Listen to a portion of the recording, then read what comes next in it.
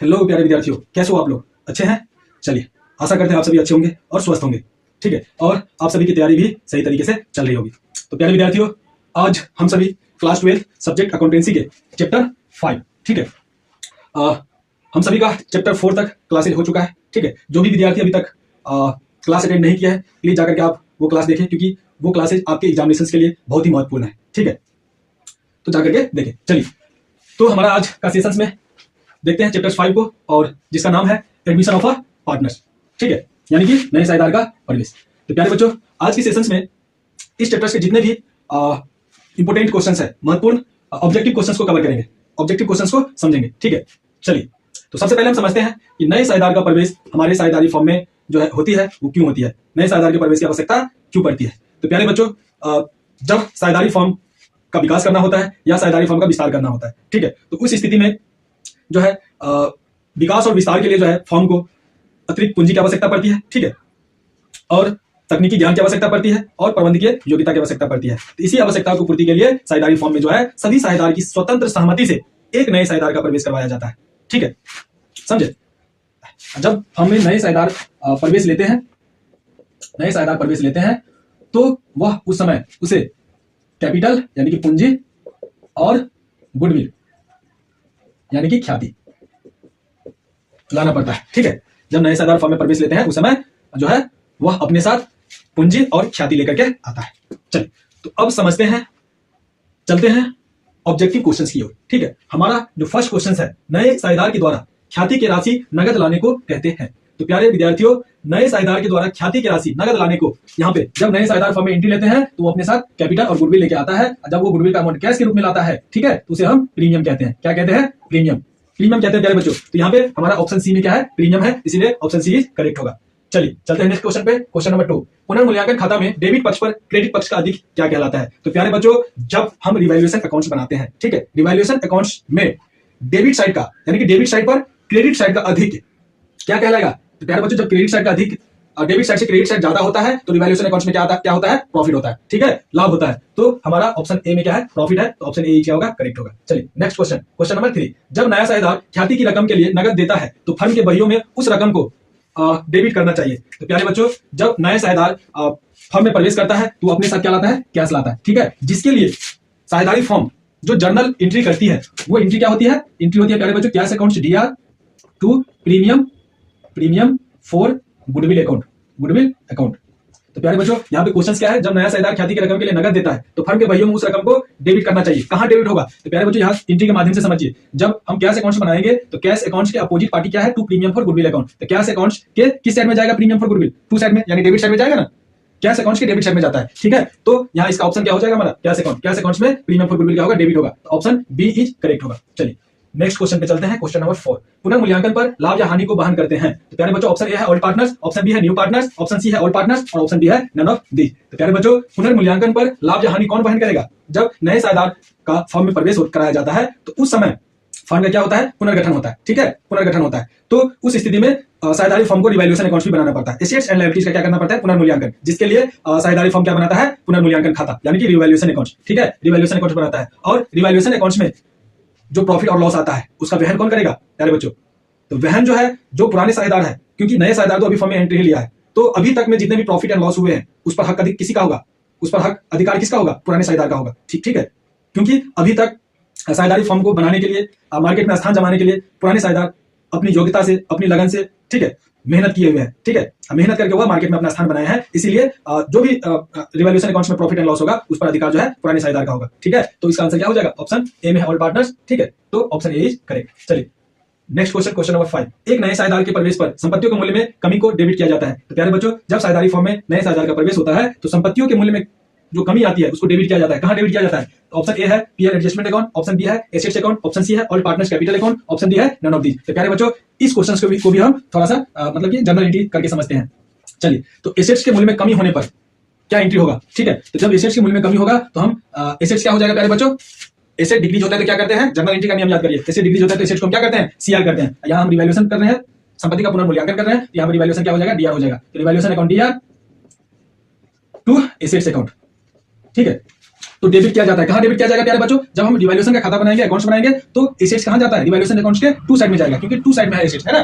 तो ये एसेट्स जो है रिवैल्यूएशन अकाउंट्स में डेबिट किया जाता है। तो यहाँ पे ऑप्शन देख लेते हैं रिवैल्यूएशन अकाउंट्स। प्यारे बच्चों, ऑप्शन ए में पीएल एडजस्टमेंट है, ऑप्शन बी एसेट्स है, option C all partners capital, option D none of the. तो देखिए यहाँ तो रिवैल्यूएशन है ही नहीं, तो नहीं है तो एक चीज समझिए, यहाँ पे ऑप्शन ए में क्या है? PL adjustment account. तो प्यारे बच्चों, रिवैल्यूएशन अकाउंट्स को ही हम पीएल एडजस्टमेंट अकाउंट कहते हैं, profit and loss adjustment account, यानी कि लाभ हानि समायोजन खाता। ठीक है, पुनर्मूल्यांकन खाता का ही दूसरा नाम क्या है? लाभ हानि समायोजन खाता। इसीलिए हमारा ऑप्शन ए जो है करेक्ट होगा। चलिए नेक्स्ट क्वेश्चन पे चलते हैं। क्वेश्चन नंबर 6, साझेदार के पूंजी खाते के प्रारंभिक शेष को क्रेडिट किया जाता है। तो प्यारे बच्चों, साझेदार के जो पूंजी खाते के प्रारंभिक शेष है उसको किससे क्रेडिट किया जाएगा? इंटरेस्ट ऑन कैपिटल से, option B interest on drawing से, ऑप्शन सी ड्राइंग से, option D share in loss. तो प्यारे बच्चों, पार्टनर्स कैपिटल अकाउंट्स का जो ओपनिंग बैलेंस होता है, यानी कि तो उसको क्रेडिट किससे किया जाएगा? इंटरेस्ट ऑन कैपिटल से। क्योंकि देखिए इसको भी समझते हैं जनरल एंट्री के माध्यम से। इसका एंट्री क्या होगा? Interest on capital account year to partners. जब पार्टनर्स कैपिटल पर साझेदार की पूंजी पर जब साझेदार को पूंजी ब्याज दिया जाता है, तो ब्याज देने पर फर्म क्या एंट्री करेगा? फर्म के लिए जो है इंटरेस्ट ऑन कैपिटल यानी कि पूंजी पर ब्याज खर्चा हो जाएगा। ठीक है, और खर्चा का नॉर्मल बैलेंस क्या होता है? डेबिट होता है। ठीक है, तो इसलिए इंटरेस्ट ऑन कैपिटल डेबिट होगा और पार्टनर्स कैपिटल अकाउंट जो है क्रेडिट होगा to partners capital account. Partners capital accounts जब हम बनाएंगे तो इंटरेस्ट ऑन कैपिटल अकाउंट्स कहां जाएगा? पार्टनर्स कैपिटल अकाउंट्स के क्रेडिट साइड में। ठीक है, क्रेडिट साइड में जाएगा। तो यहाँ पे किसे क्रेडिट किया जाता है? तो हमारा जो फर्स्ट ऑप्शन जो है इंटरेस्ट ऑन कैपिटल। ठीक है, तो पार्टनर्स कैपिटल अकाउंट को जो है इंटरेस्ट ऑन कैपिटल से क्रेडिट किया जाता है, इसीलिए ऑप्शन ए इज करेक्ट होगा। चलिए नेक्स्ट क्वेश्चन पे चलते हैं। क्वेश्चन नंबर 7, संचित लाभ और संचयी का हस्तांतरण किया जाएगा। तो प्यारे बच्चों, संचित लाभ यानी कि अकुमुलेटेड प्रॉफिट, और अकुमुलेटेड प्रॉफिट क्या होता है? तो ऐसा प्रॉफिट जो वर्ष के दौरान ड्यूरिंग द ईयर जो है डिस्ट्रीब्यूट पार्टनर्स के बीच में जो है नहीं किया गया हो, उसे हम क्या बोलते हैं? Accumulated profit. ठीक है, और संचय यानी कि रिजर्व। ठीक है, उसको ट्रांसफर किया जाएगा। प्यारे बच्चों, कहां ट्रांसफर किया जाएगा? ऑप्शन ए है रियलाइजेशन अकाउंट, ऑप्शन बी है partners capital account, option C है बैंक अकाउंट और ऑप्शन डी है सेविंग अकाउंट। चलिए, तो कौन सा ऑप्शन सही होगा? तो प्यारे बच्चों, अकुमुलेटेड प्रॉफिट और जनरल रिजर्व यानी कि संचय। ठीक है, उसको ये जो है प्रॉफिट का पार्ट होता है। ठीक है, और प्रॉफिट और रिजर्व पे पार्टनर्स का अधिकार होता है। प्रॉफिट और रिजर्व को क्या किया जाता है? सभी पार्टनर्स के बीच, सभी साझेदार के बीच जो है ऑल प्रॉफिट शेयरिंग रेशियो यानी कि पुराने लाभ विभाजन अनुपात में बांट लिया जाता है ऑल पार्टनर्स के द्वारा। ठीक है, और उसे हम ट्रांसफर कहां करते हैं? तो पार्टनर्स कैपिटल अकाउंट में ट्रांसफर करते हैं। ठीक है, संचित लाभ और संचय का हस्तांतरण किया जाएगा, कहां किया जाएगा? साझेदार के पूंजी खाता में। तो ऑप्शन बी इज करेक्ट। चलिए नेक्स्ट क्वेश्चन, क्वेश्चन नंबर 8, नए साझेदार के द्वारा ख्याति की राशि नगद लाने पर पुराने साझेदार द्वारा बांटी जाती है। तो प्यारे बच्चों, नए साझेदार जब पार्टनरशिप फॉर्म में एडमिशन लेता है, ठीक है, तो अपने साथ जो है गुडविल का अमाउंट जो है नगद लाता है। ठीक है, नगद लाता है, जिसको हम प्रीमियम बोलते हैं, और इस प्रीमियम फॉर गुडविल को पुराने साझेदार के द्वारा जो है त्याग के अनुपात में बांट लिया जाता है। ठीक है, यानी कि सैक्रिफाइसिंग रेशियो में। तो ऑप्शन ए जो है सैक्रिफाइसिंग रेशियो है, तो option A is correct. Question number 9, त्याग अनुपात निकाला जाता है। तो प्यारे बच्चों, ऑप्शन ए है death of a partner, option B है retirement of a partner, option C है एडमिशन ऑफ अ पार्टनर और ऑप्शन डी है नन ऑफ दी। तो त्याग अनुपात यानी कि सैक्रिफाइसिंग रेशियो। ठीक है, सैक्रिफाइसिंग रेशियो किस केस में निकाला जाएगा? जब साझेदार की मृत्यु हो जाती है तब, या जब साझेदार का अवकाश ग्रहण होता है तब, या जब साझेदारी फॉर्म में एक नए साझेदार का प्रवेश होता है तब। तो प्यारे बच्चों, जब साझेदारी फॉर्म में एक नए साझेदार का प्रवेश होता है, उस समय जो है ख्याति की राशि को बांटने के लिए त्याग अनुपात निकालना पड़ता है, त्याग अनुपात की जरूरत पड़ती है। तो किस समय निकाला जाएगा? एडमिशन ऑफ अ पार्टनर के समय, यानी कि जब नए साझेदार का प्रवेश होता है उस समय में त्याग अनुपात की आवश्यकता पड़ती है। तो ऑप्शन सी इज करेक्ट। चलिए क्वेश्चन नंबर 10, ए और बी 3:1 के अनुपात में लाभ विभाजन करते हुए साझेदार है, सी को भविष्य में 1/4 हिस्सा देकर प्रवेश कराते हैं, तो नया लाभ विभाजन अनुपात होगा। तो प्यारे बच्चों, इस क्वेश्चन को सॉल्व करके समझना पड़ेगा। ठीक है, चलिए समझते हैं।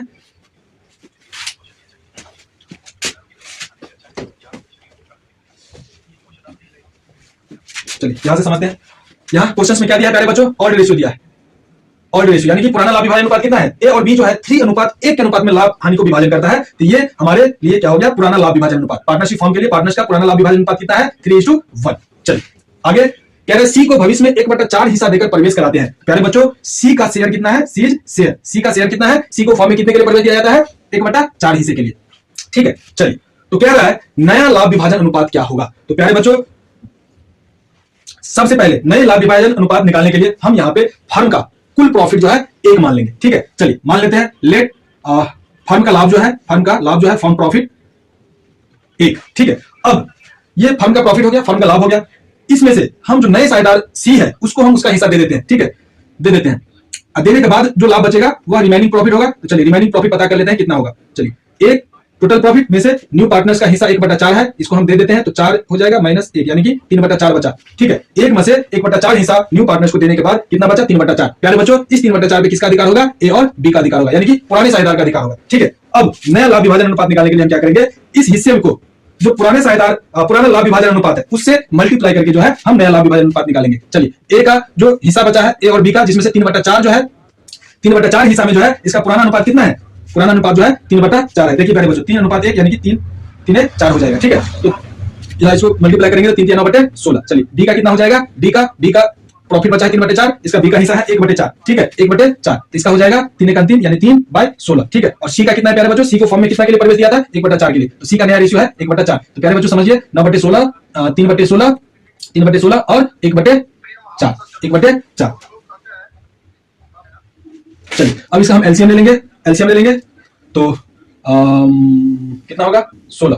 तो 9:3:4 16। देखिए अनुपात कितना आ गया, नया लाभ विभाजन अनुपात 9:3:4, 9:3:4। तो प्यारे बच्चों 9:3:4 कहाँ है, ऑप्शन ए में है 9:3:3, ऑप्शन बी में है 8:4:4, ऑप्शन सी में है 10:2:4 और ऑप्शन डी में है 8:9:10। तो कितना होगा, यहाँ पे ऑप्शन शायद गलत लग रहा है। ठीक है प्यारे बच्चों, यहाँ ऑप्शन ए जो है 9:3:3 है, यहाँ पे गलती से लिखा गया है, यहाँ पे 4 होगा। ठीक है, तो ऑप्शन ए जो है हमारा 9:3:4, ऑप्शन ए इज करेक्ट होगा। ठीक है, चलिए अब चलते हैं नेक्स्ट क्वेश्चन पे, क्वेश्चन नंबर 10। ए और बी 3:1 के अनुपात में लाभों और हानियों को बांटते हैं। सी को 1/4 हिस्से के लिए साझेदारी में प्रवेश देते हैं।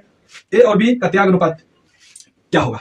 तो प्यारे बच्चों देखिए क्वेश्चन जो है, क्वेश्चन लगभग सेम ही है। ठीक है, इसका भी ऑल रेशियो लाभ विभाजन अनुपात 3:1 है, इसका भी पुराना लाभ विभाजन अनुपात 3:1 है। सी को 1/4 हिस्से के लिए प्रवेश देता है। देखिए प्यारे बच्चों क्वेश्चन सेम है, इसमें एक स्टेप हमें आगे निकालना है। ठीक है, नया लाभ विभाजन अनुपात तो हम निकाले दिए हैं, अब हमें इसमें क्या पता करना है, त्याग अनुपात पता करना है। तो प्यारे बच्चों त्याग अनुपात यानी कि सैक्रिफाइसिंग रेशियो, और सैक्रिफाइसिंग रेशियो का फॉर्मूला होता है, सैक्रिफाइसिंग रेशियो का old ratio minus new ratio, old ratio minus new ratio. तो प्यारे बच्चों ऑल्ड रेशियो हमारा क्या है 3:1।